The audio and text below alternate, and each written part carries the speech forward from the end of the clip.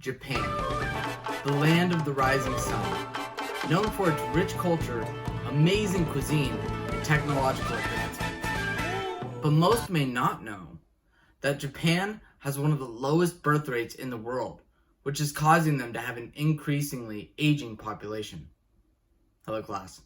My name is Tyler Phillips, and this is just one of the reasons why I believe retirement homes would be a good investment in Japan. During the course of this presentation, I'll be addressing Japan's economic standing, political stability, and the need for retirement homes.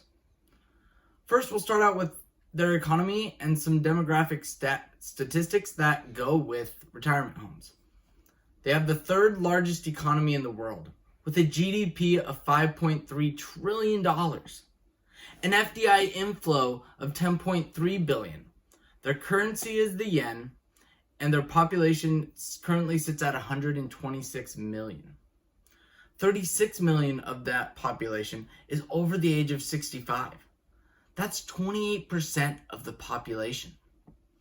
They have an average life expectancy of 85 years old. That's the second highest in the world. Now, with their economy, there is some pros and cons. One of the cons is that they have a high corporate tax rate at 30.62%. The global average is 23.64%, and the US only has a 21%. That means that potential profits will end up going to the government instead of being reinvested into the company. But there is a couple pros. First off, they have a high value on property rights and a good judicial system. This is good because then you can feel safe investing in Japan because your business will be protected.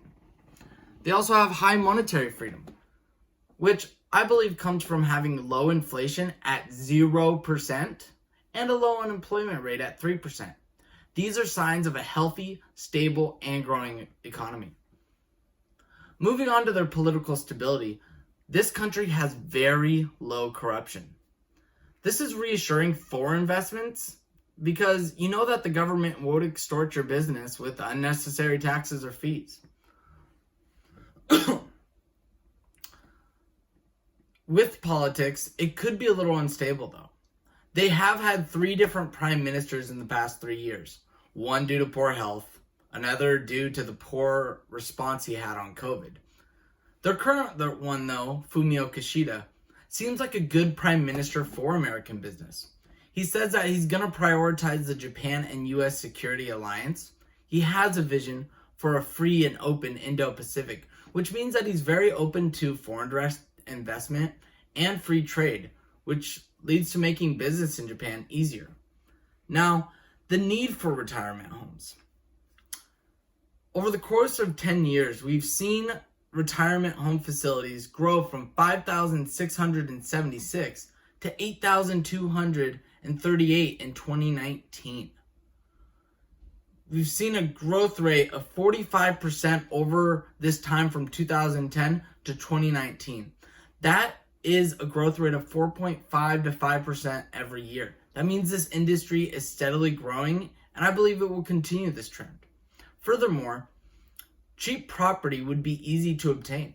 This is because the growing number of vacant buildings due to their depopulation is making it easier to acquire buildings suitable for retirement homes. One statistic says that there are 8.2 million empty homes across Japan due to depopulation.